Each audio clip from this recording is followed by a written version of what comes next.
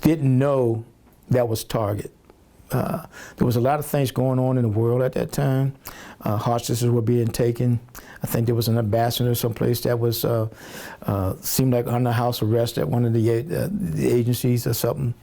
And so there was a call that would go out that said Bull Simon would be at the theater looking for volunteers for an unknown mission, something like that.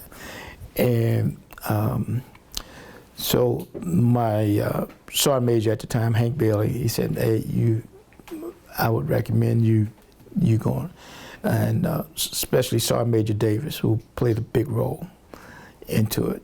So I went over, and I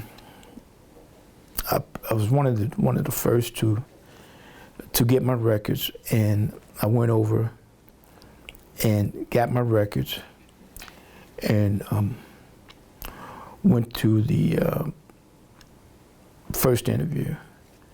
And now, had you ever met Colonel Simon? No, I had never. Any of these guys before? The two sergeant majors, yes, but Colonel Simon and our surgeon, Dr. Cataldo, that way, Joseph Cataldo. And I sat there with Sergeant Major Davis and went through that interview process with those folks. So what was that like? What are they asking you? They were asking nothing that would give you the clue of what we did. You know, asked me about would I be able to use a acetylene torch underwater or something. I'm not even scuba qualified, but and so they read my citations from my previous thing, and there was some questions similar to what's being asked now, how I feel about that and this and stuff. And so I answered those genuinely and to the best of my ability. And I was told that we'd be notified who are selected by posting names on the bulletin board. They gave a time and place for that.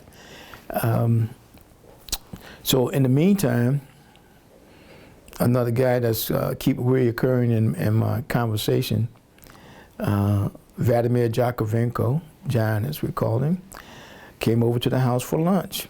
And he came in and said, "Tyrone, did you volunteer?" You know, I said, "Yeah, I did." He said, "I knew you would." And I said, he said, "Well, I'm gonna go get my records too." And I think it was like that, or he had already done it. I said, "Okay." So we're sitting there, we're eating, and my wife sitting back here, this is a touchy moment for her. Probably about where you sitting at, young lady. We're leaving out the door, and she looked up at both of us and said, "You guys are at it again." I said, "No, babe." Now, mind you, I had only been home 6 months. And she said, "You guys are at it again." I said, "Look," I said, "they're not going to pick us. They had about 300 to 500 people to come out there." I said, "Some of these guys are really accomplished. They've been hanging around here for a long time, you know."